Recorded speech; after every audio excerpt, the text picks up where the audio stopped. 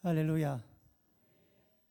이 참 신기한 건 같아요. 뭐가 신기하냐면 제가 좀 설교 주제를 무거운 거 잡으면 특송도 찬양도 성가대도 전부 무거운 걸로 전부 가서 분위기가 착 가라앉아 있습니다. 이렇게 이 분위기가 또야 되는데 그래서 이게 전부 다 이 목사 마음을 너무 잘하는 것이 아닌가 하는 생각이 듭니다. 제가 이번 주에 라디오 방송을 들었는데 그 라디오 방송에 그 민주당에서 제법 그 지명도가 있는 변호사 한 분 정치 패널에 자주 나오시는 분입니다.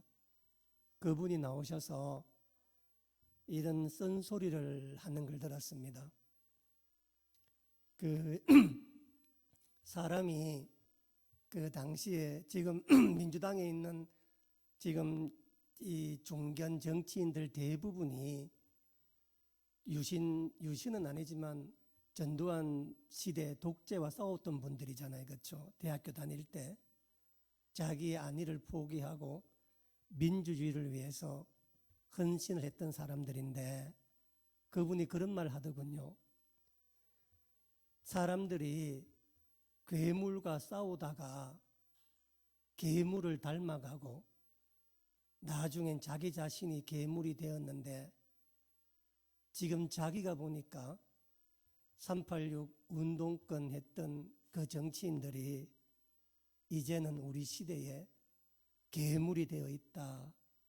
본인이 민주당에 속해 있지만 쓴소리는 한마디 해야 되겠다라고 이야기를 하더군요. 참 이상한 게 뭐냐면 사람은 살아가면서 자기가 그토록 정오했던 일들을 내가 잘하면 난 절대 안 저럴 거야 라고 하며 결심했던 내용들이 자라면서 자기 안에 그대로 고스란히 반복되는 경향이 있습니다. 이번 5월달 가정의 달 시작하면서 다윗에 대한 가정에 대한 얘기를 한번 하려고 준비를 했는데 딱 한 번 했습니다. 지난주 결혼이 있었고 또 다음 주에는 제가 없어서 사실은 한 번으로밖에 못하지 않나 하는 생각이 들었는데 오늘 그래서 아주 심각하고 복잡한 얘기지만 한 목에 다 몰아서 한 번에 끝내려고 합니다. 그래서 보통은 3시간 해야 될 일을 오늘 1시간 안에 어쨌든 간에 다 꾸겨 집어넣어서 다 하려고 하니까 꼭 귀담아 들으시길 바랍니다.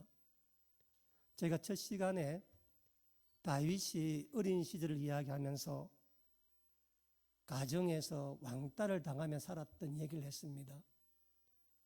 선지자 사무엘이 직접 베들레헴까지 와서 이새를 지명해서 하나님께 제사 드리려고 하니 너희 아들들을 다 데리고 오라고 2번이나 청하거든요.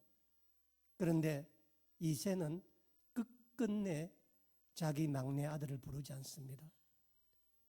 상식적으로 그 이유를 생각하면 이새에게 막내는 아들이 아니었기 때문입니다. 그저 자기 집안에 양이나 돌보는 양치기에 불과했고 전쟁터에 위의 형 대신에 죽어도 좋은 자리에 보내는 그런 노예와 방불한 그런 대접을 받고 자랐습니다. 아버지로부터 형들로부터 상처를 받고 자랐으면 가족에 대한 소중함이 얼마나 큰가요, 그렇죠? 그러면서 나는 자라면 저런 사람은 되지 말아야지, 저런 모습으로는 가지 말아야 되지. 그런데 사람은 맞으면서 때리는 사람을 닮아간다고 하지 않습니까? 욕을 얻어먹으면서 욕하는 사람의 모습을 닮아간다고 하지 않습니까? 다윗 역시 마찬가지입니다. 우리가 다윗이라고 이야기하면 제가 오늘 여러분과 나눌 말씀은 세상 모든 사람한테는 긍정적인 면과 부정적인 면이 동시에 다 있습니다. 그 어떤 사람도 100%다 옳은 것이 없고 그 어떤 사람도 100%다 틀린 것은 없습니다. 오늘은 이 다윗의 어두운 면에 대해서 한번 여러분과 함께 보려고 하는데 여러분도 한번 고민해 보시기 바랍니다. 오늘 내용이 조금 어려울 수는 있지만 깊이 마음에 새길 말이 아닌가 하는 생각이 듭니다. 우리가 다윗 그러면 제일 먼저 생각나는 말이 뭐냐면 하나님 마음에 합한 자라는 이야기입니다. 하나님 마음에 합했다라고 하는 이 말은 하나님 마음에 100% 든 사람이란 뜻입니다. 그러니까 이 땅에 사는 사람 가운데 하나님이 하시려고 하는 그 뜻을 100% 이해한 유일한 사람이 다윗이란 뜻입니다. 그런데 이 말은 하나님이 하신 말씀이 아니라 신약 성경 사도행전 13장 22절에 사도 바울이 한 말입니다. 그러니까 다윗이 살아있을 때 사무엘 상하 열왕기 역대기에서 그 다윗에게 직접 했던 말이 아니라 다윗이 죽고 난 다음 1000년이 지나고 난 다음에 사도 바울이 제1차 전도 여행을 떠나서 비시디아 안디옥 회당에 가서 첫 번째 설교를 할 때 사도 바울이 구약 성서를 쭉 훑으면서 사울과 다윗 부분을 이야기하면서 이렇게 이야기했습니다. 다윗을 왕으로 세우시고 정언하여 이르시되 내가 이새의 아들 다윗을 만나니 내 마음에 맞는 사람이라 내 뜻을 다 이루리라 하시더라. 그래서 우리가 다윗 그러면 하나님 마음에 합한 자라고 하는 생각이 제일 먼저 떠오르는 것은 이것은 구약 성서에 대한 다윗의 평가가 아니라 1000년이 지나고 난 다음에 사도 바울이 했던 설교 내용 중에 나오는 얘기인데 이 이야기가 다윗에 대한 가장 유명한 이야기가 되어버린 것입니다. 그러면 구약 성서에서 다윗이 살아 생전에 하나님은 다윗을 어떻게 직접적으로 평가를 했는가 많은 부분들이 있는데 오늘은 우리 사무엘하 11장 마지막 절 27절을 한번 보시기 바랍니다. 사무엘하 11장 27절에 그 장례를 마침에 다윗이 사람을 보내 그를 왕궁으로 데려오니 그가 그의 아내가 되어 그에게 아들을 낳으니라. 다윗이 행한 그 일이 여호와 보시기에 뭐 했다고요? 악하였더라. 성경에서 하나님이 직접적으로 이름을 거명해서 악하다고 말했던 첫 번째 사람이 다윗입니다.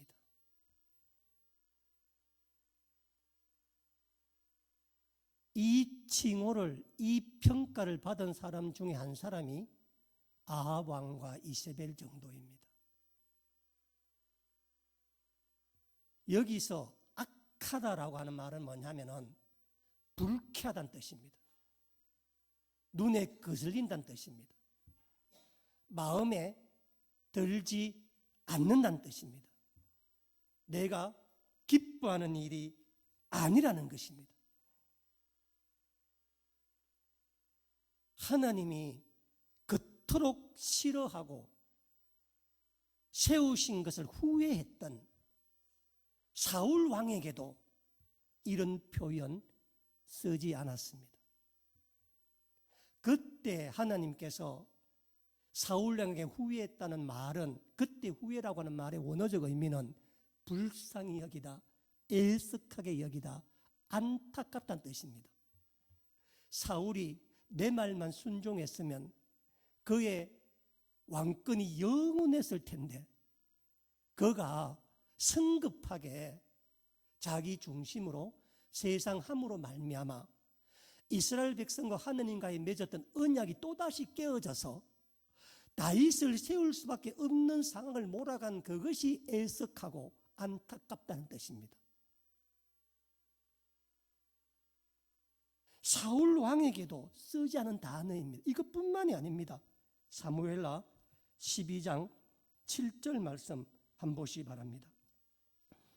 나단이 다윗에게 이르되 당신이 그 사람이라 이스라엘 하나님 여호와께서 이와 같이 이르시되 내가 너를 이스라엘 왕으로 기름 붓기 위하여 너를 사울의 손에서 구원하고 내 주인의 집을 네게 주고 네 주인의 아내들을 네 품에 주고 이스라엘과 유다 족속을 네게 맡겼느니라.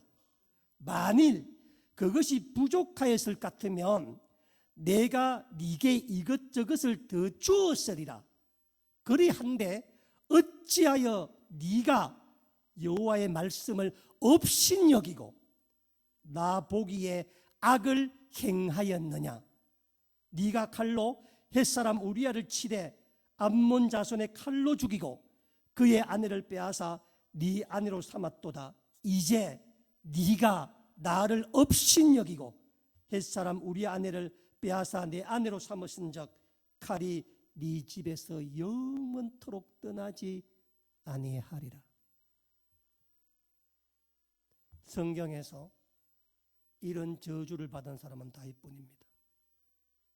내가 너를 사울의 손에서 구원하여 주었고 사울의 모든 것을 네게 주었고 사울의 여자를 네게 다 주었고 유다와 온 이스라엘 백성을 네게 다 맡겼는데 네가 부족한 것이 있었다면 네게 말했으면 내가 무엇이든지 너에게 더하여 주었을 텐데 네가 어찌하여 나를 업신여기느냐. 업신이라는 말을 두 번 쓰면 하나님께서 업신은 뭐냐면 멸시하다, 경멸하다, 하찮게 여기다는 뜻입니다. 다윗아, 네가 어찌하여 나를 경멸히 여기고 나를 멸시하고 나를 하찮게 여기느냐.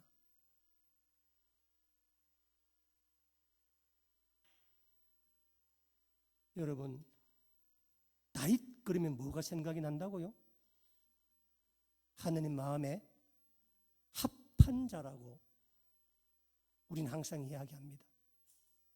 그런데 하나님이 평가하는 다윗은 물론 여러 가지 긍정적인 면도 많지만 하나님께서 이렇게 사람을 구체적으로 책망을 하고 이렇게 네가 나를 업신여기느냐, 네가 나를 경멸하느냐, 네가 나를 어찌하여 이렇게 하느냐, 하찮게 여기느냐, 이렇게 평가를 받은 사람이 우리가 아는 다윗입니다. 여기에 비하면 사울 왕의 죄는 죄도 아닙니다. 사울은 그저 백성들이 불안해하니까 사무엘이 안 오니까 나라도 왕이니까 자기도 예언하는 사람이었잖아요. 사울 왕도 그렇죠. 그러니까 내라도 하는 예배를 우선 드려야 되겠다. 그래서 드린 것뿐입니다. 아말렉과 전쟁에서 진짜 아말렉에 가보니까 너무 좋은 것들이 많은데 이것을 다 불살하는 게 아깝지 않습니까?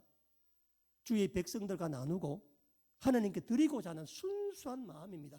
여러분, 사울 임금은 제2기간 40년 동안에 이 두 번의 하나님과의 책망만 들었지 통치하는 그의 백성들 가운데 단 한 번도 죄를 지은 적이 없는 왕이 사울 왕입니다.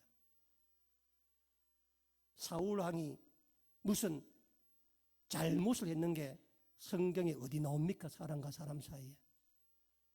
그저 악령이 시달려서 다윗 하나 우째해 보려고 했던 것 뿐이지, 그 외에 40년을 통치를 했다 그러면 여러분, 사울왕이 부족한 사람이었을까요?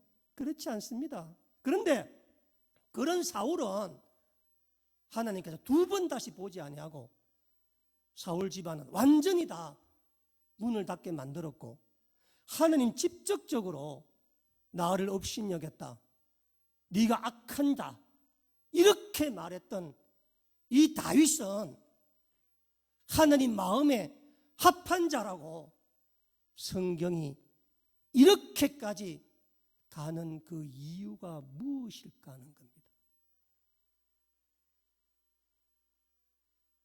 왜 하나님은 다윗에게만 항상 한 수를 접어주고, 다윗에게만 항상 모든 걸 다 받아주고, 다윗이 어떤 죄를 지어도 그 자식들이 그 아비 때문에 용서를 받는, 왜 이런 특혜를, 그리고 그 다윗의 자손 가운데서 메시아가 오게끔 만들었던 이 일들을 만들었는가를 알아야 여러분들이 왜 하나님께서 저 다윗이 내 마음에 합한 자다, 왜 저 다윗만이 내가 하려는 내 뜻을 100% 이해하는, 그래서 저 사람만이 나의 뜻을 이루어 줄 수 있는 유일한 사람이라고 말했던 그 이유가 무엇인지를 알게 되는 것입니다.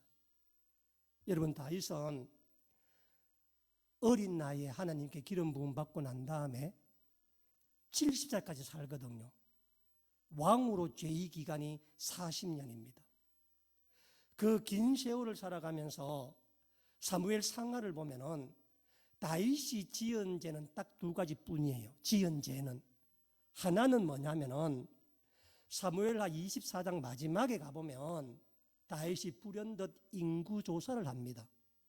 인구조사를 해서 하나님께 큰 책망을 받고, 그래서 이스라엘 백성들이 7만 명이 넘는 이스라엘 백성들이 3일 동안에 온역에 걸려서 죽어가는 그런 참담한 일이 일어납니다. 그러나 그 일도 제가 두 번째 말하려고 하는 이 다윗의 죄에 비하면 죄도 아닙니다.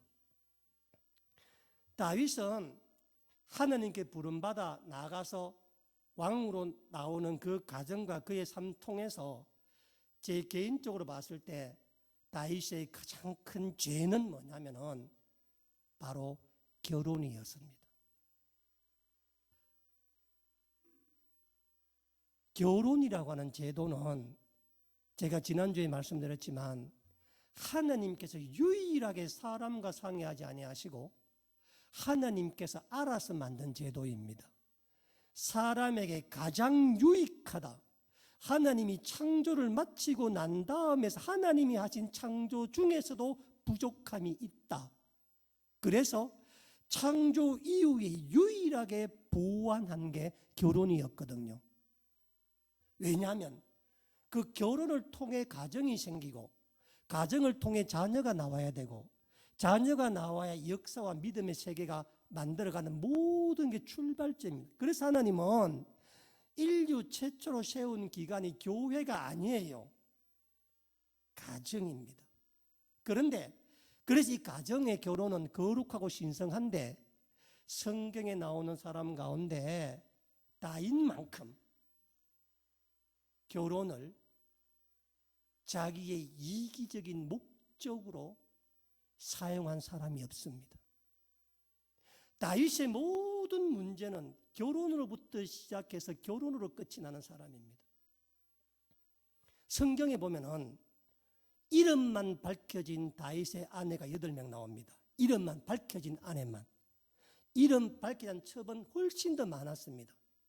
그런데 이름만 밝혀진 다윗의 아내 8명 가운데서 그 여인을 어떻게 만나서 결혼하게 되었는지에 대한 설명이 나오는 아내가 3명 있습니다. 꼭 기억하셔야 돼요.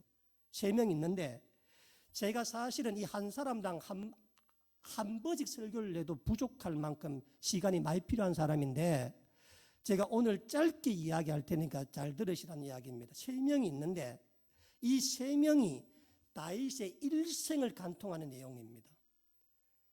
첫 번째 부인은 다윗이 하나님 앞에 쓰임 받을 때 있었던 이야기고, 두 번째 부인은 다윗이 강야 생활할 때 가장 힘들 때 만나는 부인이고, 마지막 세 번째는 다윗이 50대, 40대 후반, 50대 초에 다윗이 가장 안정적일 때 만나는 아내였는데, 놀라운 사실은 뭐냐면 성경에 다윗과 어떻게 결혼해서 되었는가 밝힌 이 세 명의 여인이 전부 다 결혼을 이미 한 유부녀였다는 겁니다. 다윗은 그의 인생을 통해서 세 가정을 깨트리는 사람입니다. 세 가정을 풍지박살낸 사람입니다. 잘 살던 행복하던 세 가정을 자기의 이기적인 욕망과 개인적인 욕심 때문에 세 가정을 박살낸 사람들입니다. 남편이 다 있는 여인들이었습니다.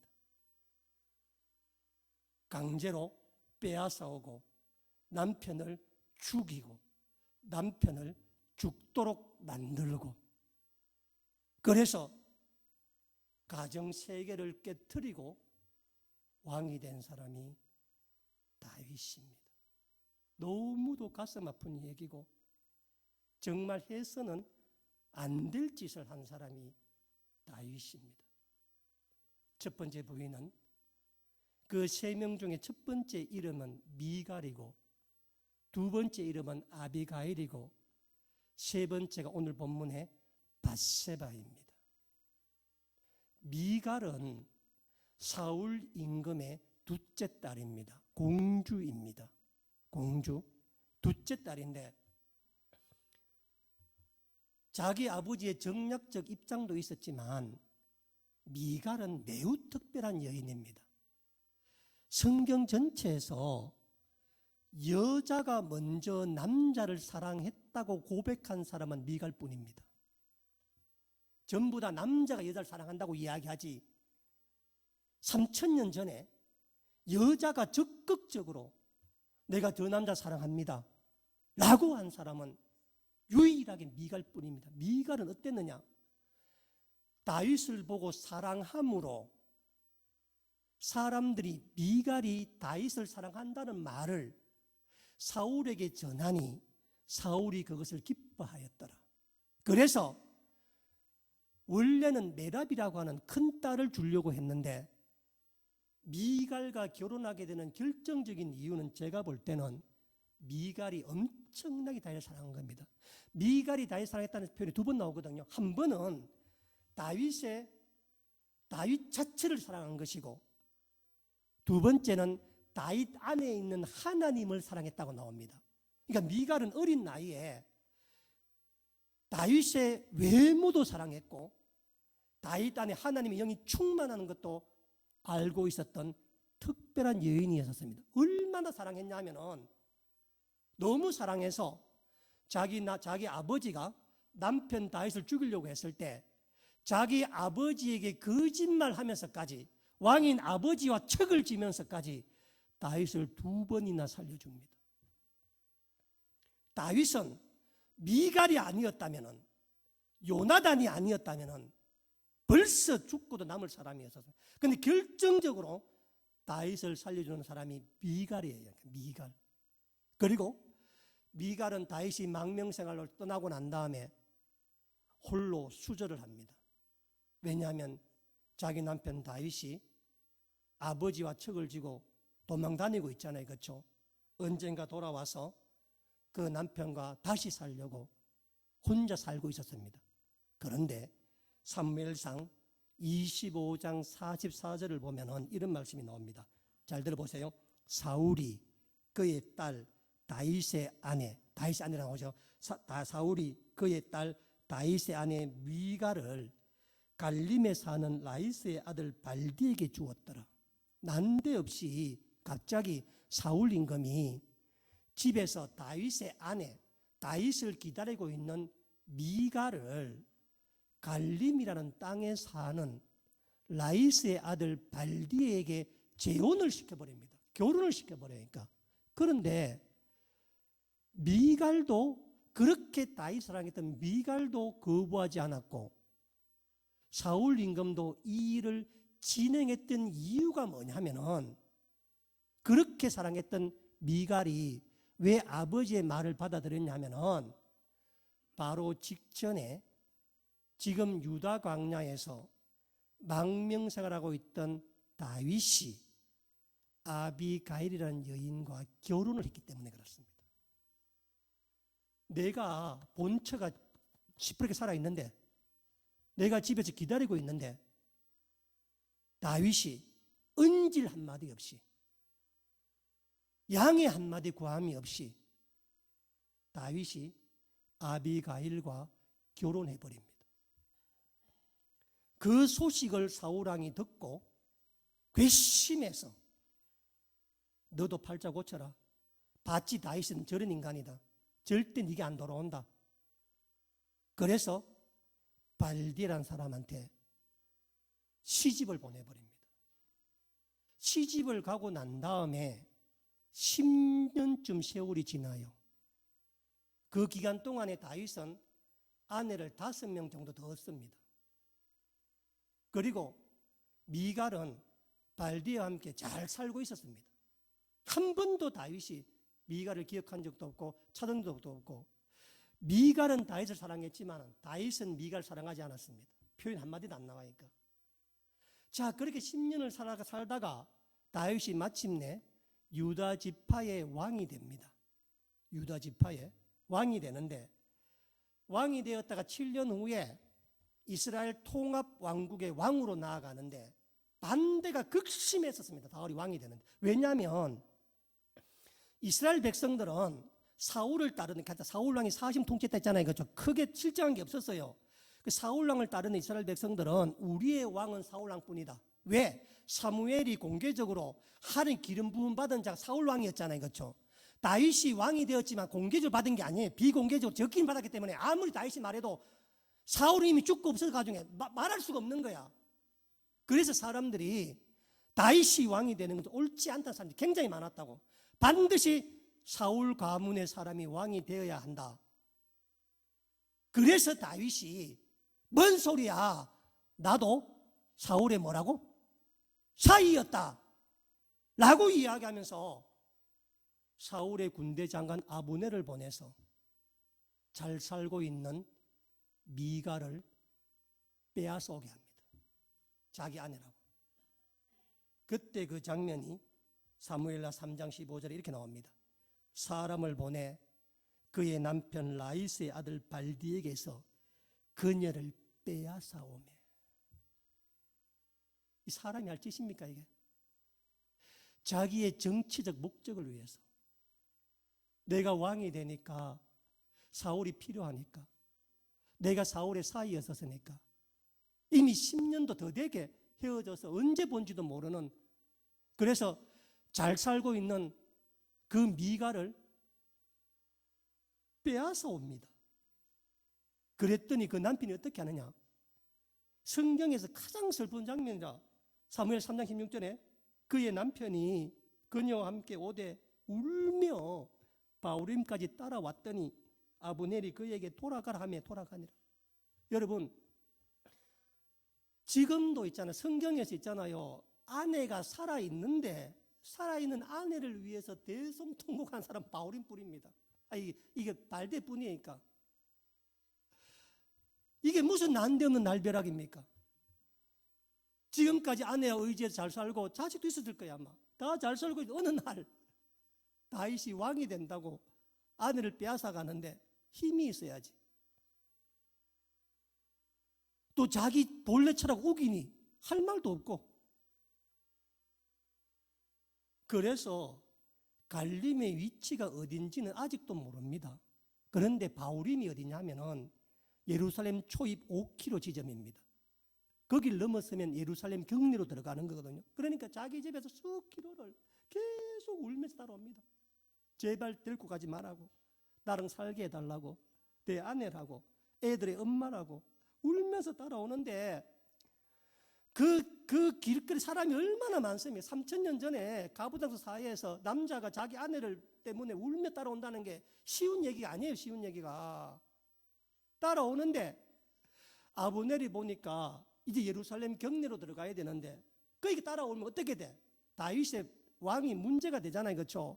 그래서 우리말은 점잖게 돌아가라고 나와 있지만 강력한 명령은 썩 꺼지라고. 어디서 지금 하냐고 쫓아내는 이야기입니다. 그러니까 이 발디엘이 울면서 바울임까지 돌아왔다가 자기 집으로 돌아가는데 얼마나 마음에 심령이 상했겠습니까?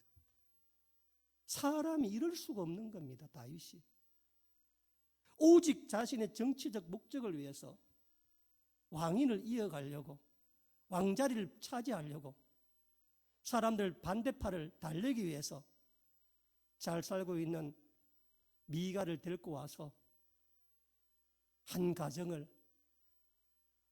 요절을 내버린 겁니다. 더 참담한 것은 뭐냐면은 그렇게 데리고 왔으면은 잘 살아야죠. 안 그래요?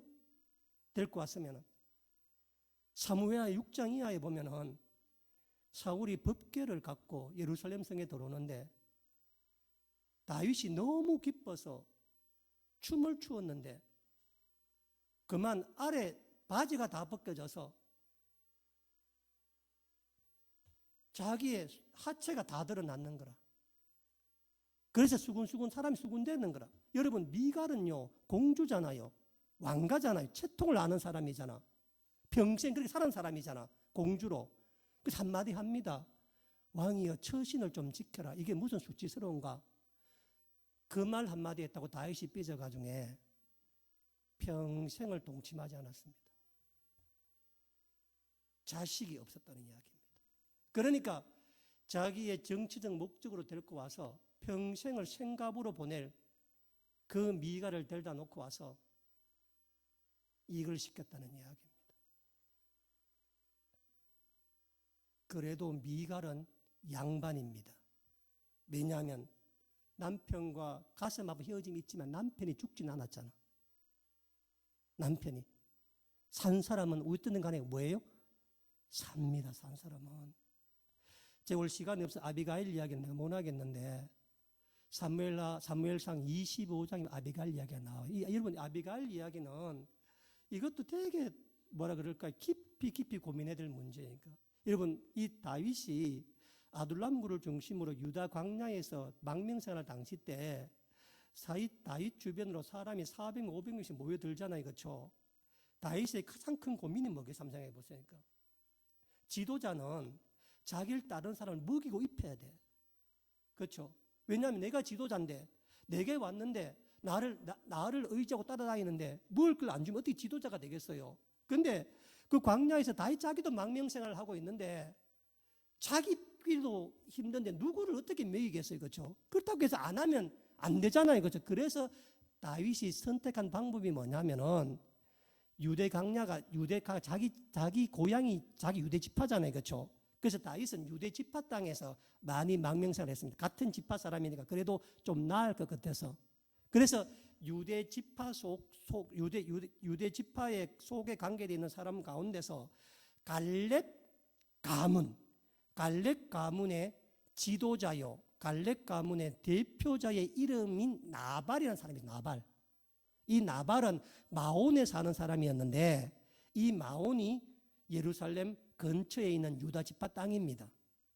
그리고 이 나발은 갈렙 족속의 지도자이면서 유다 지파 안에 전체에서 가장 영향력이 있는 사람이었고 당시에 유다 지파 안에서 가장 큰 부자 중에 한 사람이 있었습니다. 얼마나 부자였냐면 당시 이 사람이 가지고 있는 양만 3,000마리요. 염소가 1,000마리였었습니다. 지금식으로 말하면 대기업 회장 정도 되는 사람이 나발이었고 아비가일은 이 사람의 부인이었었습니다. 아비가일이. 그러니까 아비가일은 보통 여자는 아니에요. 보면. 그런데 잘 보세요. 그런데 어느 날 나발이 양털을 깎는 축제날이 돌아왔습니다. 목동에게 양털을 깎는다는 말은 뭐냐면 농부에게 추수하는 날이 한 해 농사를 추수하는 날입니다. 그때 다윗이 자기 소년 10명을 나발에게 보내서 이렇게 말하러 갑니다. 내가 너희 양떼와 너희의 목동들을 지난 1년 동안 유대 광야에서 갈멜 근처에서 돌보주지 않았느냐. 이제 양털 강자가 되었으니 그 보답을 해라. 그 보호비를 내라. 영화에서 많이 본 거지 않아요?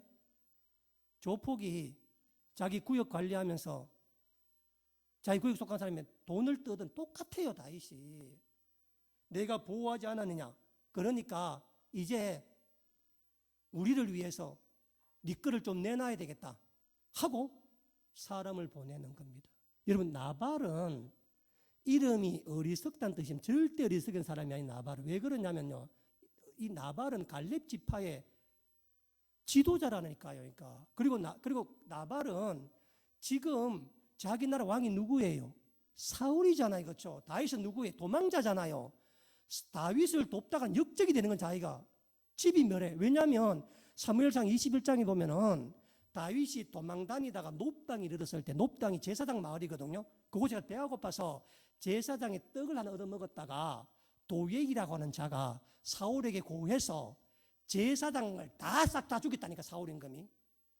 그걸 알고 있던 나발 입장에서 봤을 때는 다윗을 도와줄 수가 없는 거예요. 다윗은 같은 유다 집하고 먼 친척이니까 좀 도와달라고 왔지만 다윗을 도와줬다가는 자기 집안이 망할 판인데 뭐라고 말하느냐. 사무엘상 20장 10절에 나발이 다윗의 사람에게 대답하여 이르되 다윗은 누구며 이새의 아들은 누구냐. 요즘에 각기 주인에게서 억지로 떠나는 종이 많도다. 내가 어찌 내 떡과 물과 내 양털 깎는 자를 위하여 잡은 고기를 가져다가 어디서 왔는지도 알지 못하는 자들에게 주겠느냐. 옳은 이야기입니다. 왜냐하면 나발 하는 말이 뭐냐면은 내가 언제 보호해달라고 이야기했느냐. 내가 대기업 총수다. 내가 내 집에 군대가 충분히 있고 내가 내 집에 목동이 얼마나 많은데 내가 내 양을 못 지키겠다면 무슨 보호비 명목이냐. 말도 안 소리 하지 말고 돌아가라. 이렇게 보내는 거예요. 그랬더니 다윗 생애에서 다윗이 가장 큰 오판을 합니다. 그 말을 듣고 다윗이 분을 참지 못해서 자기가 거느리고 있던 600명 가운데 400명의 칼을 차게 하고 지금 당장 자기 유다 지파인 자기 지파 사람인 또 먼 친척들 되는 나발을 도리고 내려고. 지금으로 말하면요, 삼성그룹이나 이런 대기업을 완전히 총칼로 다 없애려고 400명에서 같이 군세를 갑니다. 되게 낯선 장면이니까 이상한 장면. 왜냐하면 다윗은 그동안에 늘 주님 뜻을 살폈던 사람이었고 사울을 죽일 기회가 두 번 있으면 안 죽였고 진짜 여러분 그 광야에서 애굽 소년이 쓰러져 병들어 죽었을 때 자기 가족보다도 그 소년을 먼저 돌보았던 사람이고 부술 신옥가에서 뒤처진 사람들 위해서 자기 전리품을 나누어 주었던 그런 사람이었다고. 그런데 이 다윗이 머리가 돌아가중에 이 길로 가서 내가 다 죽이리라. 무슨 잘못, 나발이 무슨 잘못을 저질렀다고. 그래서 칼을 들고 가는데 이것을 미리 알았던 아비가일이 와서 다윗을 세우는데 그때 아비가일이 지혜로운 말을 합니다. 이렇게 말합니다. 요약하면 내 말 잘 들어라. 다윗에게 내 말 잘 들으세요. 지금 당신이 혈기를 참지 못하고 나발을 죽이면 당신은 영원히 이스라엘 왕이 되지 못합니다. 왜냐하면 유다 지파의 지도자를 다윗이 죽이는 거잖아요. 그렇죠? 그러면 어떻게 유다 지파 사람이 다윗을 받아주겠어? 자기 지파 사람을, 그것도 유력한 지도자를, 갈렙 지파 가문의 지도자를 죽였으니까, 그 쑥대밭을 냈으니까. 그래서 이렇게 말합니다. 그냥 돌아가시라.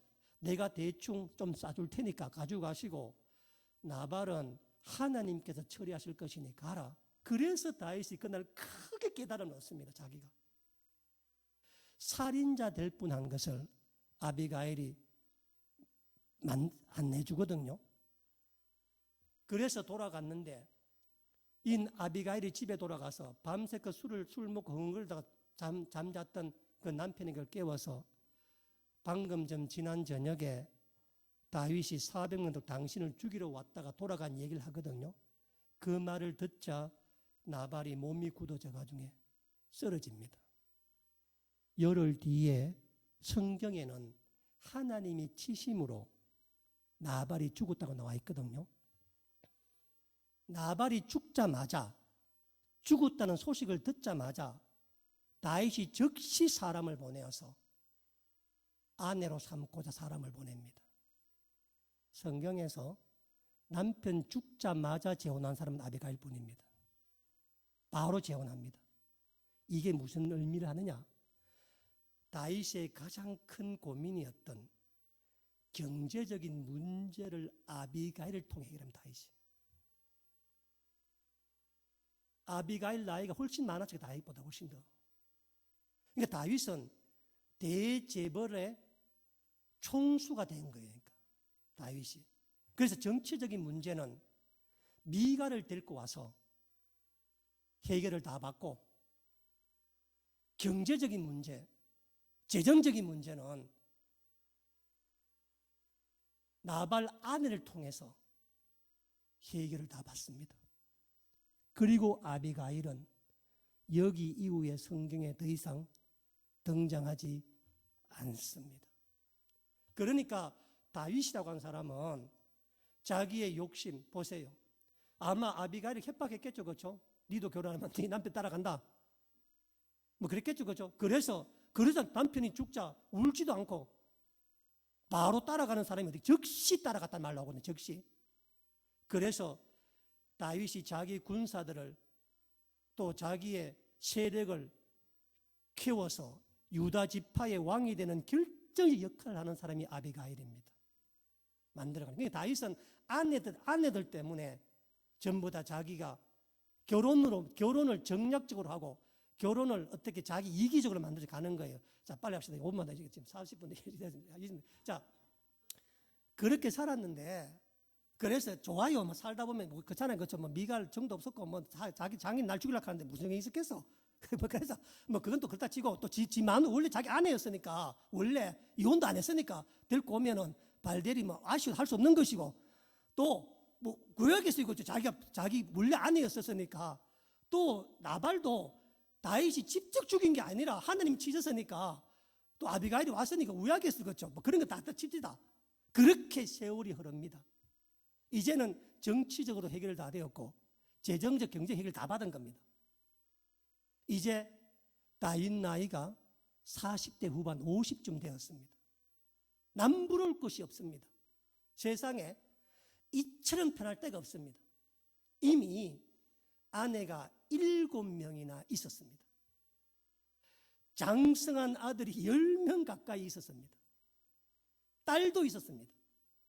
뭐 이제는 전쟁에 안 나가도 그 자기의 용사들이 알아서 전쟁을 다 해주고 자기는 아무것도 할 게 없는 자기 인생의 가장 편한 시점이 되었는데 이때 마지막 8번째 아내를 취하게 되거든요. 이 다윗이. 그런데 우리 성경에 보면은 어느 날 저녁에 다윗이 왕궁을 거닐다가 연염집에 목욕하는 여인을 봤다 그래요. 제가 오늘 이야기는 다 못하게 이게 말되는 소리입니까 이게? 왕궁에 있는데 연염집에 목욕탕이 보이다니.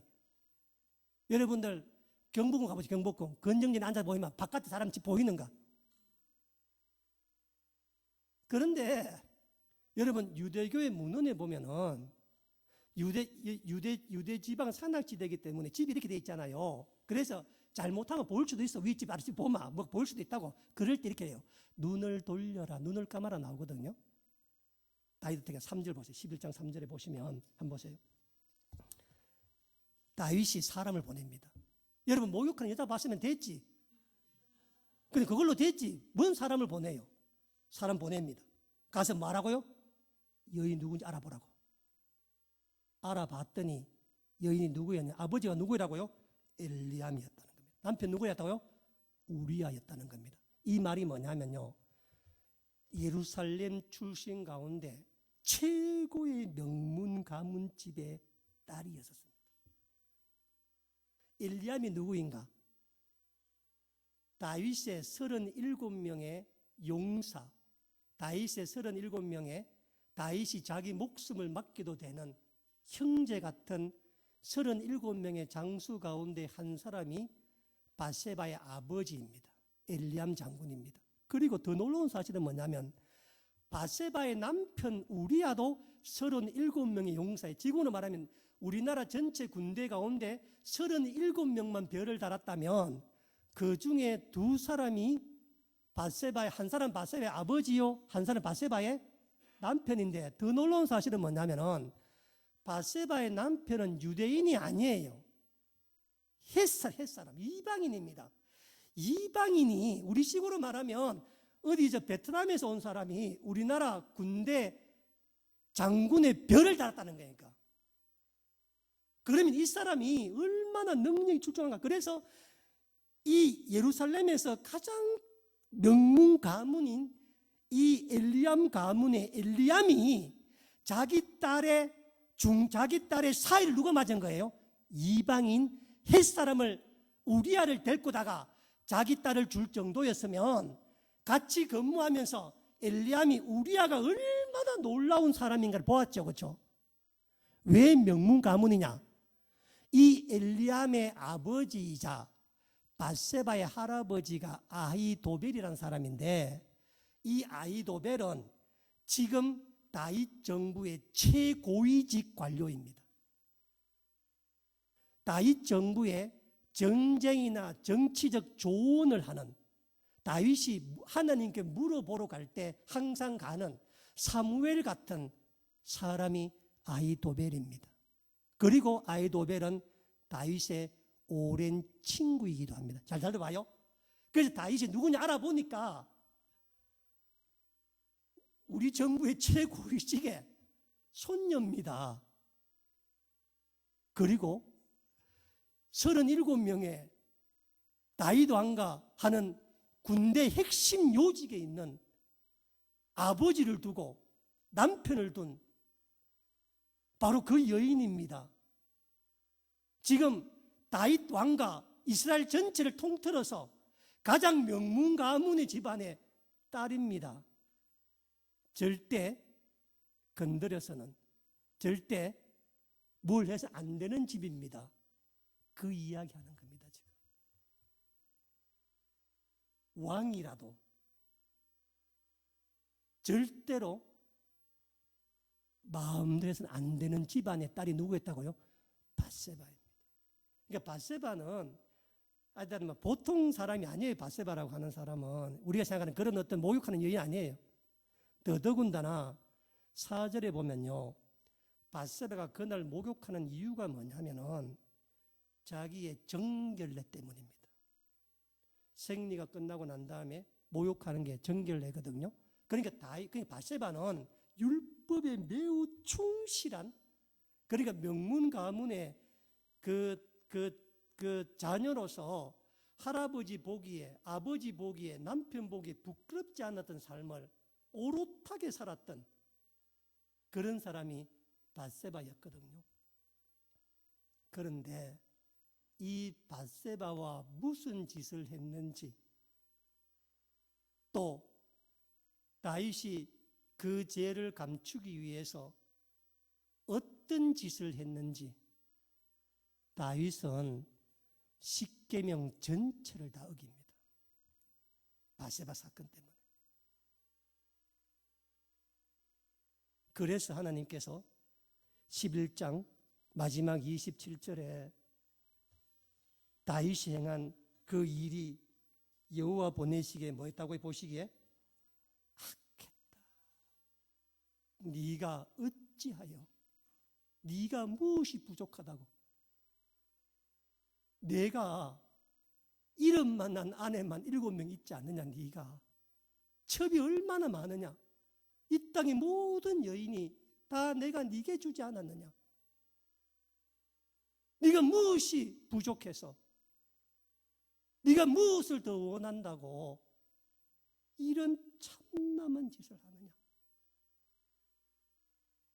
나를 업신여기는 일을 하느냐? 나단 선지자가 와서 말합니다. 여러분, 다윗은 밧세바 사건 이후에 내리막길입니다. 인생이. 그리고 다윗의 모든 불행은 그의 가정에서 나옵니다. 13장만 넘어가면, 다음 13장 넘어가면 다윗의 장남 암논이 세 번째 부인 딸을 자기 왕궁, 자기 처소에서 성폭행합니다. 오빠가 여동생을 성폭행하니까. 그 성폭행 당한 여동생의 오빠가 압살롬입니다. 압살롬이 자기 형제들 다 죽입니다.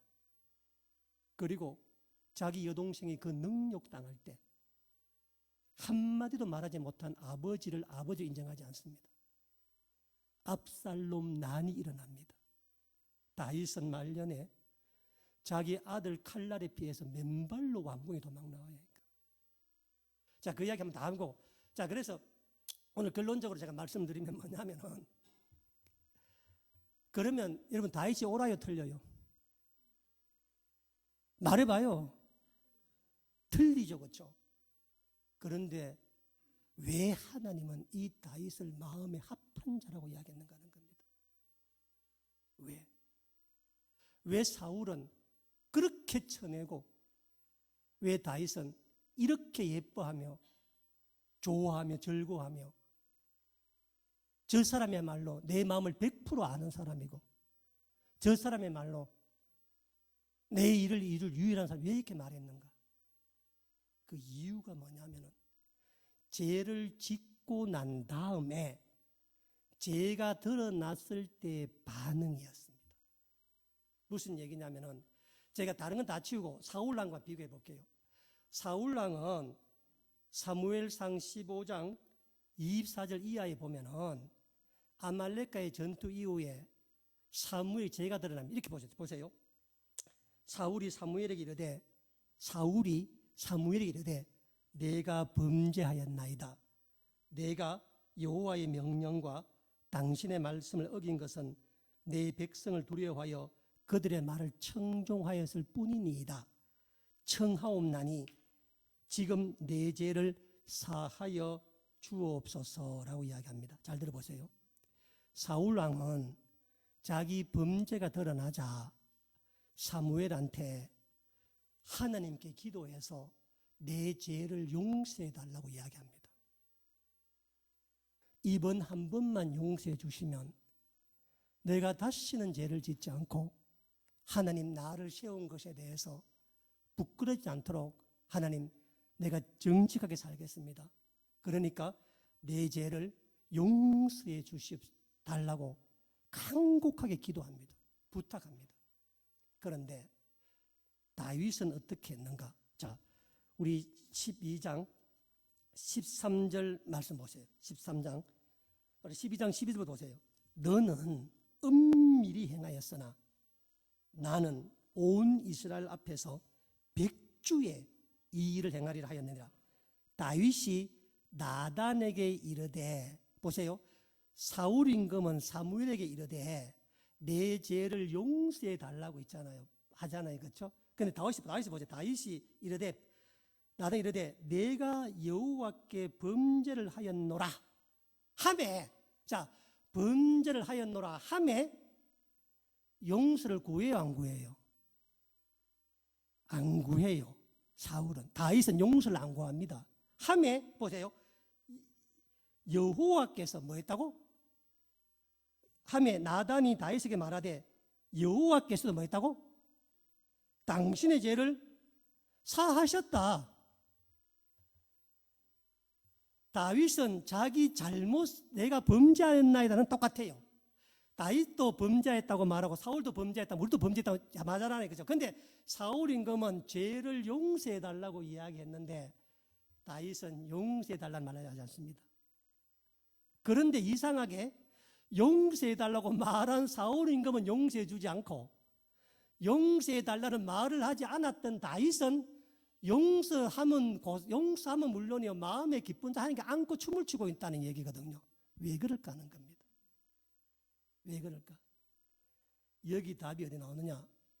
우리 구약성경 839페이지에 시편 51편 말씀을 한번 보시기 바랍니다. 시편 51편 말씀. 다음 찾아보세요. 839쪽에 시편 51편 말씀에 그 위에 제목이 뭐라고 나와 있어요? 다윗의 시, 인도자를 따라 부르는 노래, 다윗이 밧세바하고 동침한 후 선지자 나단이 그에게 왔을 때 지은 시라 그러잖아요. 그렇죠? 그러니까 사무엘 하는 그때 다윗의 마음을 다 표현하지 못하고 있는 겁니다. 지금. 근데 그때 나단이 와서 당신이 바로 그 사람입니다 라고 이야기했을 때 그때 다윗이 하나님 앞에 자기 마음을 노래한 시거든요. 자, 51장 1절에 하나님이여 주의 인자를 따라 내게 은혜를 베푸시고 나의 죄악을 지어주소서. 3절에 무릇 나는 내 죄가를 아오니 내가 내 죄가 항상 내 앞에 있나이다. 5절 보세요. 내가 죄악 중에서 출생하였으며 어머니가 죄 중에서 나를 잉태하였나이다. 7절에 우슬초로 나를 정결하게 하소서. 내가 정하리이다. 나의 죄를 씻어주소서. 내가 눈보다 희리다. 10절 말씀 보세요. 하나님이여 내 속에 정한 마음을 창조하시고 내 안에 정직한 영을 새롭게 하옵소서. 나를 주 앞에서 쫓아내지 마시고 주의 성령을 내게서 거두지 마소서. 주의 구원의 즐거움을 내게 회복시켜 주시고 자원하는 심령을 주사 나를 붙드소서. 14절에 하나님이여 나의 구원의 하나님이여 피 흘린 죄에서 나를 건지소서. 자, 보세요. 여러분, 왜 하나님 다윗을 기뻐했는가? 따라합시다. 사울은 자신의 죄를 용서해달라고 이야기했고 다윗은 자신을 구원해달라고 이야기했다. 이게 차이입니다.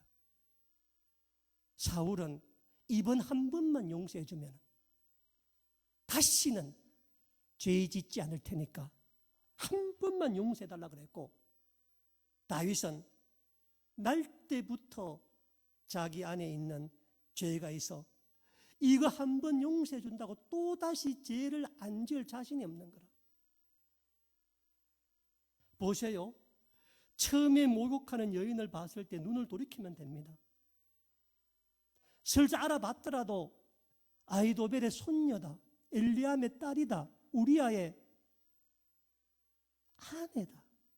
몇 번 돌이킬 길이 있었는데 자기 의지로는, 자기 생각으로는, 자기 능력으로는 아무리 자기를 붙들고 마음을 만들고 기도하고 만들어도 죄로 빠져가는 자기 자신을 구할 힘이 없는 거라.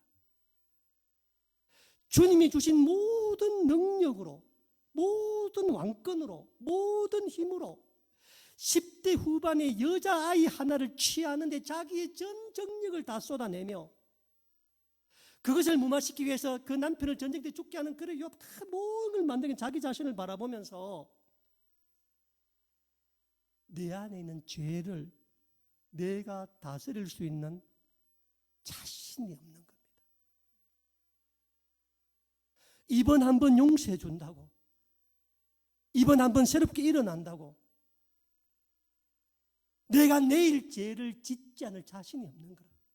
그래서 하나님, 죄의 용서가 필요한 게 아니라 나를 구원해 주실 기적이 필요하다는 거잖아요. 나를. 그러니까 하나님 외에는 근본 죄악된 인간의 본성과 죄로 끌려가는 우리의 이 모습을 건져낼 수 있는 분이 없다고 하는 것을 다윗이 첫 번째 고백한 사람입니다. 다윗이. 내가 아무리 기도하고, 내가 아무리 기름 부음 받고, 내가 아무리 하나님 앞에 골리앗을 죽이고, 내가 아무리 사울왕을 아무리 그렇게 살고 평생을 조심조심해 살아도 나이 50이 되어서 아내가 7명이나 있고 자식이 10명이나 있고 누군지 아는 내 친구 손녀를 날 위해 전쟁에 나가 목숨을 바치고 있는 장군의 아내를 취하는 자기 자신의 모습을 바라보며 하나님의 기적으로 나를 구원하는 방법 외에 답이 없다는 인간의 존재론적 죄인임을 깨달았다는 이야기입니다. 놀라운 사실은 뭐냐면 하나님께서 다윗이 성경에서 인간으로서 행했던 가장 저질스러운 죄악, 가장 참담한 죄악. 왜냐하면 다윗은 이 범죄 때문에 자기만 죄인이 된 게 아니라 군대 장관 요압도 살인자로 만들어내고 전령을 보내 살인자를 만들고 자기가 하게 된 모두들 다 살인 만들고 나중에 있잖아요. 아이도벨이 압살롬이 아버지를 총칼을 들고 아버지를 죽이려고 할 때 그 모든 모략을 제공한 사람이 아이도벨이에요. 아이도벨. 자기 집을 박살냈다고 다윗이. 그런 모습들을 보는, 그러니까 십계명을 전부 어긴 자리라면, 보세요, 십계명을 전부 어긴 자리라면 하나님의 용서가 가능한 자리에 가능하지 않은 자리예요. 가능하지 않는 자리입니다. 그런데 바로 그 다윗과 바세바가 사람으로 할 수 없는 가장 참담한 짓을 저질렀던 그 두 사람의 사이를 하나님이 계속 유지하게 만들어주시고 그 두 사람 사이에 아들이 태어나는데 그 아들 이름이 뭐라고요? 솔로몬입니다. 그런데 솔로몬의 본래 이름이 뭐예요? 여디디아인데, 자, 우리 사무엘하 12장 제자 읽어드릴게요. 세모 12장 24절에 보면은 다윗이 그의 아내 바세바를 위로하고 그에게 들어가 그와 동침하였더니 그가 아들 낳음에 그의 이름은 뭐라고요? 솔로몬이 아니라 그 여호와께서 그를 사랑하사. 하나님 사랑하면 돼요, 안 돼요? 세상에서 십계명을 어겼던 남녀잖아요. 사람으로 했으면 안 될 남녀잖아 지금. 그런데 그런 자는 천벌을 내려서 다시는 없도록 밟은 세건해야 되는데 하나님이 그 둘을 사랑하셔서 자식을 주셨는데 선지자 나단을 보내 이름을 여디디아로 하라. 이는 여호와께서 사랑하셨기 때문이라. 할렐루야. 이게 복음입니다. 여러분, 다윗도 그 자리에서 주님께 일어났는데 우리가 왜 못 일어나겠어? 인간이 할 수 있는 최악의 자리에서 하나님은 최상의 솔로몬을 만드는 게 바로 복음입니다. 다윗은 내 힘이 아니라 오직 주님의 은혜만이 나를 구원할 수 있다고 믿었던 사람입니다. 사울은 한 번만 용서해 주면 내 힘으로 다시는 하지 않겠다, 내가 내 능력으로 내 것들이 만들어 보겠다 한 사람의 대표입니다. 다윗은 아닙니다. 그래서 이게 복음입니다. 왜냐하면 예수님께서 부활하신 현장이 무덤입니다. 무덤은 인간사에서 모든 게 끝났다고 믿는 게 무덤이잖아요. 그렇죠? 거기서 생명이 나온 겁니다. 다윗과 바세바가 사람이 할 수 있는 가장 최악의 행동이 거기에서 여디디아 솔로몬이 나와서 하나님 성전을 짓게 만들었다는 겁니다. 이게 뭐라고요? 복음이라는 겁니다. 다윗은 자기 삶을 통해서 복음이 무엇인지를 고백했던 사람이었습니다. 그러니 은혜로만, 구원의 기적으로만 사는 사람이기 때문에 하나님 마음에 100% 합한 사람이었다는 것입니다. 잘해서 잘나서 한 게 아니라 여러분들 실패의 자리, 넘어지는 자리 염려하지 마시기 바랍니다. 내가 넘어진 그 자리에 하나님, 내 능력이 아니라 주님의 은혜만을 구합니다. 나는 내 힘으로는 내 머리카락 세울 수가 없는 사람입니다 라고 기도하면 그 자리에서 여디디아 주님의 사랑이 꽃이 핀다는 게 복음이고 무덤에서 부활이 된다는 게 복음인 것입니다. 이게 우리가 다윗이 하나님 마음에 합하였다. 왜? 사도 바울 본인이 그런 삶을 살았거든. 잘난 체 하다가 고꾸라져서 내 모든 게 주님 앞에 배설물 허물을 여기고 나왔던 거 아니겠습니까? 오늘 좀 긴 말씀이었지만 이 말씀을 통해서 다시 한번 주님과의 관계를 회복하시고 지금 넘어짐, 지금 실패, 지금 아픈 고통 아무 문제 아닙니다. 거기에서 기적을 경험하는, 은혜를 경험하는 다윗 되기를 축원합니다. 기도하겠습니다.